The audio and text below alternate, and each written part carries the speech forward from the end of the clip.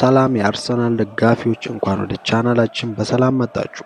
ዛሬ በዚህ ቪዲዮ ላይ ስለ አርሰናል እየተሰሙ ያሉ 3 አስደሳች የዝውውር ዜናዎችን በዝርዝር እናያለን።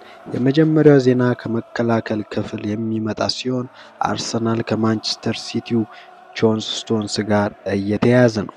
ሁለተኛው ዜና ደግሞ የቦርንማውዝ ወጣት አጥቂ ጁኒየር ክሩፒ ሲሆን አርሰናል ይህን ወጣት ተጫዋች በቅርብ እየተከታተለው እንደሚገኝም ተዘግቧል። ሶስተኛው ደግሞ የፒኤስጂ ኮከብ ብራድሊ ባርኮላ ነው።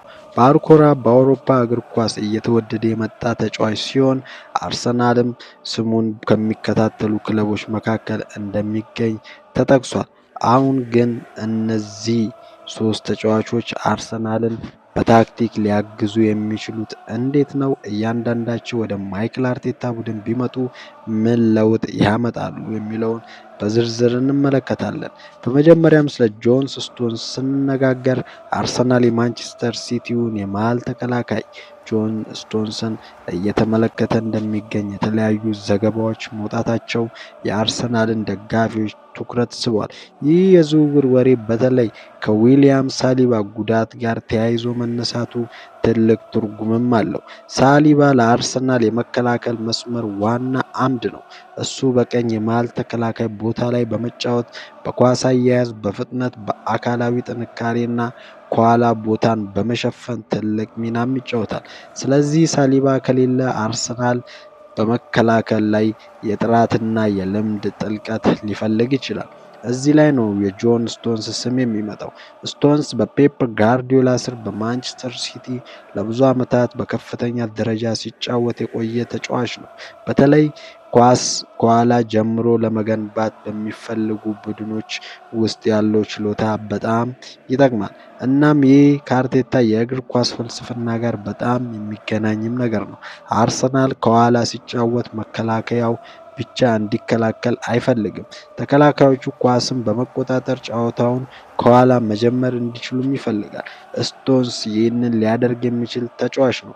በተጨማሪም ስቶንስ ከመሃል ተከላካይ ቦታ ብቻ ሳይሆን በመሃል ሜዳ ውስጥም ወደፊት በመምጣት የሚጫወትበትም ተለዋዋጭ ሚና አለው። ይህ በአርቴታ የታክቲክ ስርዓት ውስጥ በጣም ሊጠቅም ይችላል። ለምሳሌ አርሰናል በኳስ ቁጥጥር ላይ ሲሆን ስቶንስ ከመከላከል መስመር ወደ መሃል ሜዳ ሊገባ ይችላል። ይህም አርሰናል በመሃል ሜዳ የቁጥር ብልጫ እንዲፈጥር ሊያግዝም ይችላል። በሌላ በኩል ግን አንድ ጥያቄ አለ። ጆን ስቶንስ የአርሰናል የመጀመሪያ ምርጫ ይሆን ወይስ እንደ ሳሊባ ያሉ ተጫዋቾች ከጉዳት ሲመለሱ የተጨማሪ ልምድ አማራጭ ብቻ ይሆናል? ይህ እስካሁን ግልጽ አይደለም። ስለዚህ የጆን ስቶንስ ወሬ እውነተኛ የዝውውር እቅድ ከሆነ አርሰናል በመከላከል ላይ የሚፈልገው ነገር የተለየ ይመስላል። የሚፈልገው ብቻ ተከላካይ ሳይሆን ኳስን የሚያንቀሳቅስ በታክቲክ ተለዋዋጭ የሆነና በከፍተኛ ደረጃ ልምድ ያለውም ተጫዋች ነው። ሁለተኛው ጁኒየር ክሩፒ የአርሰናል ቀጣይ የጥቃት ወይም የማጥቃት ኮከብ። አሁን ደግሞ ወደ ጁኒየር ክሩፒ ስንመጣ ይህ ስም ከጆን ስቶንስ የተለየ ነው። ምክንያቱም ክሩፒ ገና ወጣት ነው፣ ነገር ግን እያደገ የመጣ አጥቂ በመሆኑ ትልቅ ትኩረት እየሳበ ነው። አርሰናል ከክሩፒ ጋር መያያዙ ቡድኑ የአሁኑን ውጤት ብቻ ሳይሆን የወደፊቱንም እያሰበ እንደሆነ ሊያሳይ ይችላል። ክሩፒ በአጥቂ ክፍሉ ውስጥ በተለያዩ ቦታዎች መጫወት የሚችል ተጫዋች ነው እና ይህ ለአርሰናል ትልቅ ጥቅም ነው። ምክንያቱም አርቴታ በአጥቂ ክፍሉ ውስጥ አንድ ተጫዋች በአንድ ቦታ ብቻ እንዲጫወት ከሚፈልግ ይልቅ የተለያዩ የጥቃት ወይም የማጥቃት ሚናዎችን መረዳት የሚችል ተጫዋችን ይመርጣሉ። ክሩፒ በአርሰናል ቢመጣ እንደ ቀጣይ ትልቅ የጥቃት ፕሮጀክት ሊታይ ይችላል። በታክቲክ ሲታይ ክሩፒ የሚያስገኘው ትልቅ ነገር ፍጥነትና ቀጥተኛ ማጥቃት ነው። አርሰናል ብዙ ጊዜ ከተከላካይ ቡድን ጋር ወይም ከሚከላከል ቡድን ጋር ሲጫወት ችግሩ ተቃዋሚው ወይም ተቀናቃኝ ቡድኑ ከቦታው ማስወጣት ነው። ክሩፒ ያለው ፍጥነትና በመከላከል ጀርባ ያለውን ቦታ ለመጠበቅ የሚያስችለውን ችሎታ እዚህ ላይ ሊጠቀም ይችላል። አርሰናል ኳስን በማዞር ተቃዋሚውን ወይም ተጋጣሚውን አንድ ጎን ላይ ሲያስገባ ከዚህ በኋላ በፍጥነት ወደ ሌላኛው ጎን ለመቀየር የሚችል አጥቂ በጣም ይጠቅማል። ክሩፒ እንደዚህ ያለ አማራጭ ሊሆን ይችላል። ሆኖም ግን አንድ ነገር ግልጽ ማድረግ አለብን። አርሰናል ክሩፒን እንደ ዋና የዝውውር ግብ እያስቀመጠው ነው ወይስ እንደ ወደፊት የሚጠቅም ወጣት ተጫዋች ብቻ እየተመለከቱ ነው? ይህ እስካሁን የተረጋገጠ ነገር የለውም። ነገር ግን አርቴታ ወጣት ተጫዋቾችን በቡድኑ ውስጥ በማሳደግ ረገድ የሚሰራውን ፕሮጀክት ስናይ ክሩፒ የሚስብ አማራጭ ሊሆን ይችላል። ሶስተኛው ብራድሊ ባርኮላ የአርሰናል የግራ ክንፍ ችግር መፍትሄ ነው። አሁን ደግሞ ወደ ብራድሊ ባርኮላ ስናልፍ ከሶስቱ ተጫዋቾች መካከል ባርኮላ በጣም ትልቅ ስም ያለው የጥቃት ወይም የማጥቃት ተጫዋችም ነው። በፒኤስጂ የሚጫወተው ባርኮላ ፍጥነት፣ የአንድ ለአንድ ተጫዋቾችን የማለፍ ችሎታና ወደ የግብ አካባቢ በፍጥነት የመግባት ችሎታው ያለው አጥቂ ነው። አርሰናል እሱን እየተመለከተ ከሆነ ዋናው ምክንያት የግራ ክንፍ ቦታውን ለማጠናከር ሊሆን ይችላል።